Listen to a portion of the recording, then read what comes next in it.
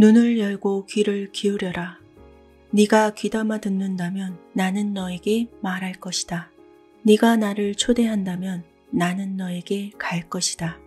내가 언제나 그 자리에 있다는 걸 너에게 보여주리라. 모든 방법으로 너에게 다가갈 것이다. 그리 할 것이다. 안녕하세요. 터칭소울입니다. 5번의 이혼, 9명의 자녀, 평탄치 않고 행복하지도 않았던 인생 경력을 가진 사람이 있습니다. 닐 도널드 월시. 건강도 안 좋은 데다 직장에서도 해고되고 말았죠. 그런 월시는 49살의 어느 날 밤 자신의 인생을 그토록 엉망진창으로 만든 신에게 항의하는 편지를 씁니다. 그러자 놀라운 일이 벌어졌습니다. 신에게서 자신이 했던 질문에 대한 답을 듣게 된 것입니다. 믿지 않으셔도 상관없습니다. 하지만 한 번쯤은 마음을 열고 귀를 기울여서 들어봐 주시기 바랍니다. 꼬였던 실타래가 풀리는 편안한 기분이 드실 겁니다. 나는 너희가 원하는 걸 원한다. 신과 나눈 이야기. 우리가 살면서 마주하는 삶의 과제와 기회에 대해서 신은 이렇게 말해줍니다. 나는 모두에게 말하고 언제나 말하고 있다. 문제는 내가 누구한테 말하는가가 아니라 누가 내 말을 귀담아 듣는가이다. 먼저 말한다를 교류한다로 바꿔보자. 우리가 서로에게, 즉 내가 너희에게, 너희가 나에게 말하려고 할 때 우리는 곧바로 말의 한계에 갇히고 만다. 이 때문에 나는 말만으로 교류하지 않는다. 사실 내가 말로 교류하는 일은 거의 없다. 내가 가장 자주 쓰는 교류 형식은 느낌이다. 느낌은 영혼의 언어이다. 만일 내가 어떤 것을 놓고 무엇이 자신에게 참인지 알고자 한다면 네가 그것을 어떻게 느끼는지 살펴보면 된다. 느낌이란 건 알아차리기 어려울 때가 많다. 받아들이기 훨씬 더 어려운 경우도 자주 있다. 그러나 너의 가장 내밀한 느낌 속에 감춰진 것이야말로 너의 가장 고귀한 진실이다. 비결은 그런 느낌들에 다가가는 것이다. 나는 생각으로 교류한다. 생각과 느낌은 동시에 일어날 수도 있지만 같은 것은 아니다. 생각으로 교류할 때 나는 영상을 자주 사용한다.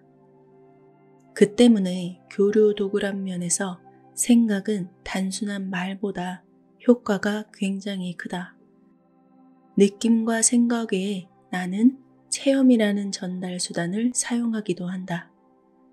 체험은 참으로 위대한 전달자다. 그리고 마지막으로 느낌도 생각도 체험도 모조리 실패할 때 그때서야 나는 말을 쓴다. 사실 말은 가장 비효율적인 전달자다.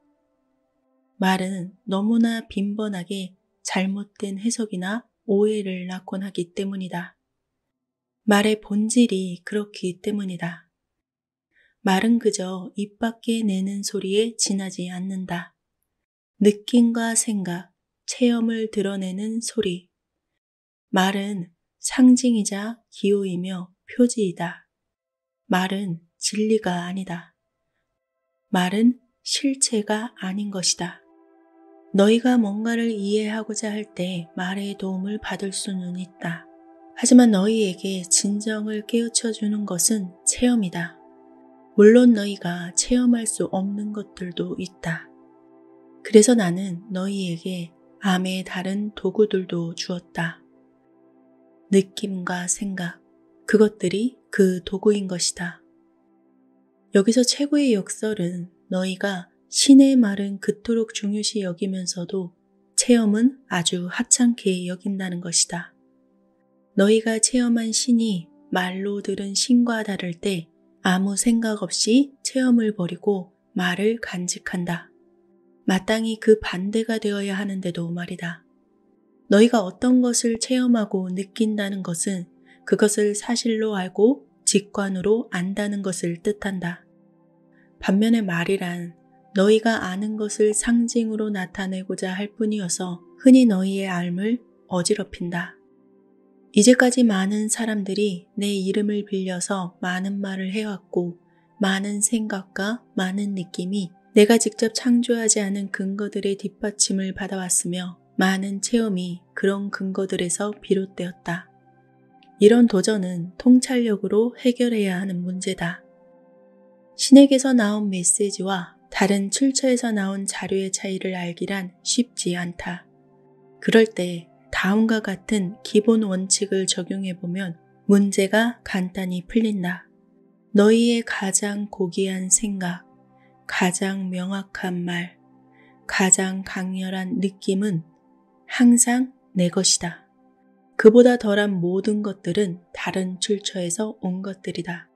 가장 고귀하고 가장 명확하고 가장 강렬한 것을 확인하기란 결코 어렵지 않을 것이다.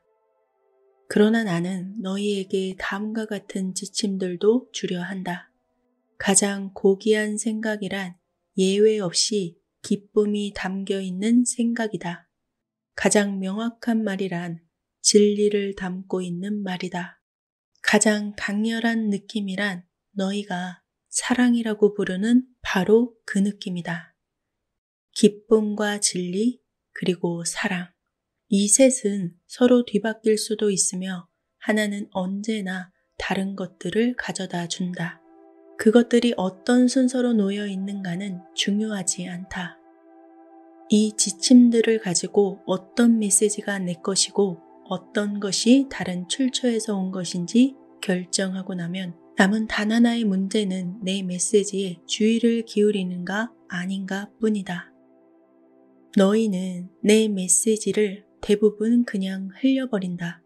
어떤 메시지들은 너무 훌륭해서 진짜 같아 보이지도 않고 또 어떤 메시지들은 너무 어려워서 따를 수 없을 것 같다는 이유에서일 것이다.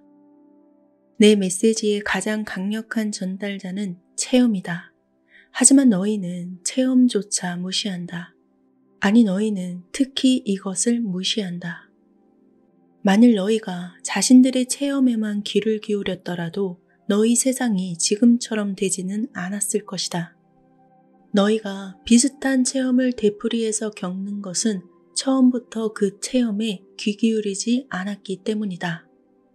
하지만 내 목적은 방해받지 않을 것이고 내 의지는 무시당하지 않을 것이기에 너희는 늦든 빠르든 결국에는 그 메시지를 받아들이게 될 것이다. 그러나 나는 결코 너희에게 강요하지는 않는다. 나는 결코 너희를 지배하지 않기 때문이다. 내가 너희에게 너희가 선택한 대로 할 수 있는 힘, 바로 자유의지를 주었고 그것을 너희에게서 도로 빼앗는 일은 결코 없을 것이다.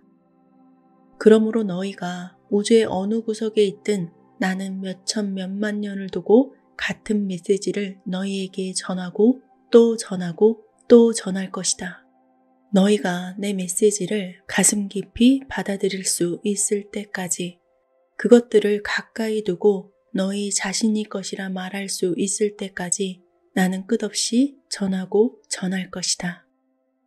내 메시지들은 몇백만 년에 걸쳐 몇천 번의 순간에 몇백 가지의 형태로 올 것이다. 너희가 진실로 귀 기울인다면 그것들을 놓칠 리 없을 것이고 한 번이라도 진실로 듣고 나면 그것들을 무시할 수 없게 될 것이다. 그러고 나면 우리의 교류는 가장 진지하게 시작될 것이다. 과거에 너희는 그저 나한테 이야기하거나 기도하거나 나를 중재하거나 내게 탄원하기만 했다.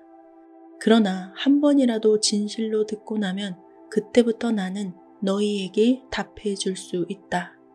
이러한 모든 것들은 너의 상상을 통해서도 얼마든지 쉽게 일할 수 있다는 것이다. 나는 아무 때든 한 가지 혹은 여러 가지 장치를 써서 그 순간의 목표에 정확히 들어맞는 그야말로 딱 부러진 생각이나 말 느낌 따위를 너에게 줄 것이다. 너의 생각은 창조력을 갖고 있다. 너의 말은 생산력을 갖고 있다. 그리고 너의 생각과 말은 함께 어우러져서 너의 현실을 만들어내는 엄청난 힘을 갖고 있다. 올바른 기도는 간청의 기도가 아니다. 바로 감사의 기도이다. 너희가 현실에서 체험하기로 선택한 것에 대해 미리 신에게 감사할 때 사실상 너희는 그것이 실제로 있음을 인정하는 셈이 된다. 따라서 감사는 신에게 보내는 가장 강력한 진술이다. 너희가 청하기도 전에 내가 먼저 대답해주는 하나의 확약이다. 그러므로 결코 나에게 간청하지 마라. 그저 감사하라. 감사를 신을 조종하는 도구, 우주를 기만하는 방책으로 써서는 안 된다. 자신에게 거짓말을 할 수는 없는 법이다. 너희의 정신은 너희가 생각하는 것의 진실을 알고 있다. 지금 현실에서 그것이 존재하지 않음을 너무나 확실히 알면서도 이렇게 저렇게 해주신 것을 신께 감사합니다. 라고 말한다면 너희는 신이 너희보다 똑똑하지 못해서 너희에게 그것을 마련해 주리라고 기대하고 있는 것이냐? 신은 너희가 아는 것을 안다. 그리고 너희가 아는 것은 너희의 현실로 나타나는 것이다. 기도라는 것은 간청이 아니다. 기도란 있는 그대로에 대한 열렬한 진술이다. 따라서 어떤 기도도 응답 없이 지나가지 않는다. 모든 기도, 모든 생각, 모든 진술, 모든 느낌에는 창조하는 힘이 있다. 그 기도를 얼마나 열렬하고 진실하게 지속하는가에 따라 바로 그 정도에 따라서 그것은 너희의 체험 속에 구체화될 것이다. 기도에 응답이 없었다고 할 때도 실제로는 가장 열렬하게 품고 있는 생각이나 말 혹은 느낌이 작용한다. 하지만 너희가 알아두어야 할 건 생각을 조종하는 것은 언제나 생각 뒤에 생각이란 점이다. 여기에 비밀이 있다. 이것은 받침 생각이라고 부를 수도 있다. 그러므로 구걸하거나 간청한다면 너희가 선택하는 것을 체험할 가능성은 훨씬 더 낮아진다. 그 모든 간청의 배후에 있는 받침 생각은 자신은 지금 원하는 걸 실제로는 갖고 있지 않다고 말하는 것이다. 그런 식의 받침 생각이 너의 현실이 되는 것이다. 신이 모든 요구를 언제나 들어주리라고 믿어야 하는 게 아니다. 그런 요구 자체가 필요하지 않다는 걸 직관적으로 이해할 때 기도하기는 훨씬 더 수월해진다. 그럴 때 그 기도는 감사의 기도가 되는 것이다. 그것은 결코 요구가 아니다. 그것은 있는 그대로에 대한 감사의 진술이다. 만일 네가 신이 너의 삶의 모든 것을 창조하고 결정하는 존재라고 믿는다면 너는 잘못 생각하고 있는 것이다. 신은 창조자가 아니다. 신은 관찰자다. 그리고 신은 너희가 삶을 살아갈 때 기꺼이 너희를 거들기 위해서 옆에 서 있지만 너희가 기대하는 방식으로는 아니다. 너의 삶의 환경, 조건을 만들거나 만들지 않는 건 신의 직분이 아니다. 신은 자신의 형상대로 자신의 닮은 꼴로 너희를 창조했다. 너희는 신이 너에게 준 힘을 가지고 그 나머지를 창조한 것이다.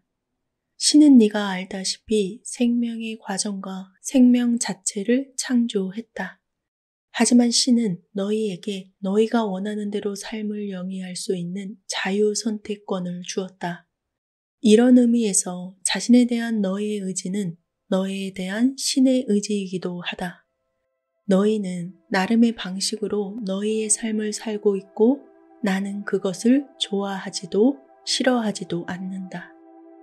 나는 너희가 뭘 하든 마음 쓰지 않는다. 신은 결과에도 마음 쓰지 않는다. 궁극적인 결과는 보장되어 있기 때문이다. 문제는 너희가 환상 속에 살고 있으며 그 때문에 두려움에 시달린다는 것이다. 신을 의심하겠다는 너의 바로 그 결심 때문에 이러한 것이 생긴다. 하지만 그러한 네가 새로운 결정을 내린다면 어떤 결과가 빚어질까? 너는 부처처럼, 그리고 예수처럼, 그리고 너희가 일찍이 숭배했던 그 모든 성인처럼 살게 될 것이다. 네가 결정을 내리는 순간에 두려움이 이기는 경우가 훨씬 많을 것이다.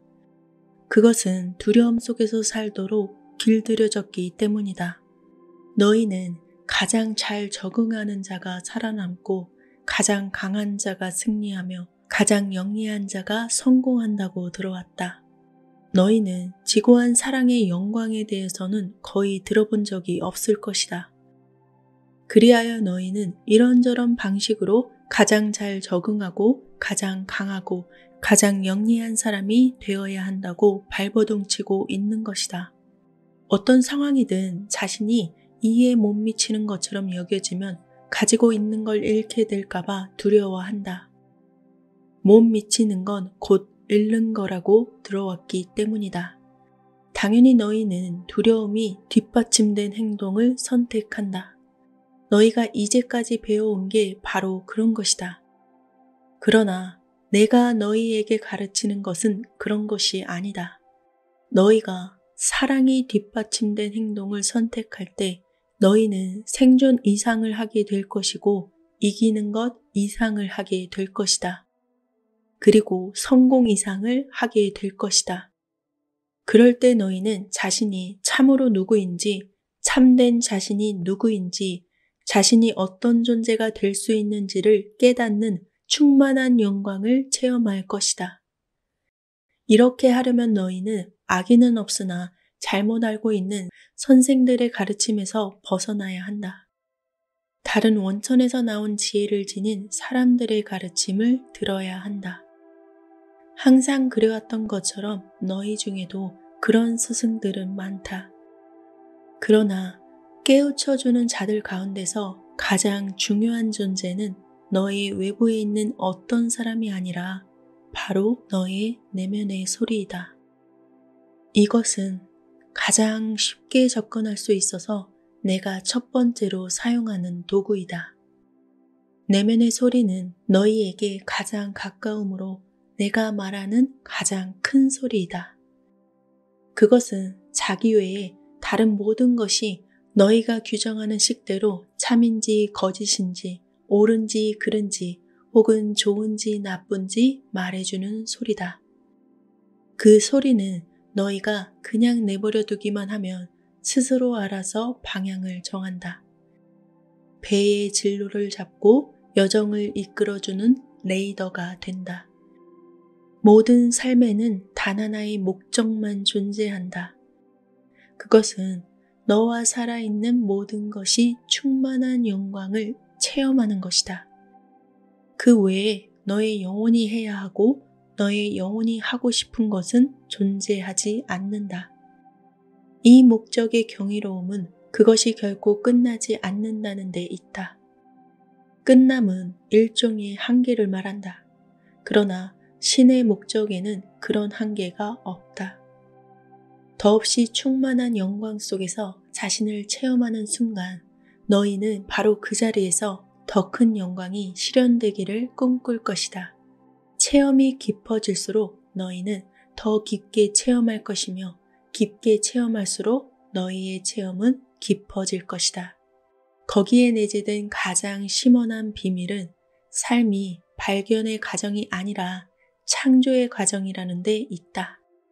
너희는 자신을 발견하고 있는 게 아니라 자신을 새롭게 창조하고 있는 것이다. 그러므로 자신이 누구인지 찾아내려고 애쓰지 마라. 그저 자신이 어떤 존재가 되고 싶은지 생각하면 된다. 뭔가를 안다는 것과 그것을 체험한다는 건 전혀 다른 문제다.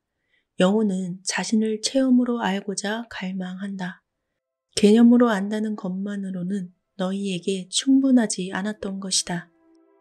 그래서 나는 한 가지 계획을 세웠다. 그것은 온 우주에서 가장 빛나는 합작품이다. 내가 여기에서 합작품이라고 표현을 쓰는 이유는 너희 모두가 나와 더불어서 그 계획에 참여하고 있기 때문이다. 그 계획 하에서 순수 영혼인 너희는 이제 막 창조된 물질 우주로 들어가게 된다. 물질성이야말로 너희가 개념으로 아는 것을 체험으로 알게 해주는 유일한 길이다. 내가 맨 먼저 물질 우주와 우주를 지배하는 상대성 체계와 그 밖의 온갖 피조물들을 창조한 까닭도 사실 거기에 있다. 너희는 자신에 관해 아는 바를 직접 체험할 수 있게 되는 것이다. 그러나 그보다 먼저 너희는 그 대립물을 알아야 했다.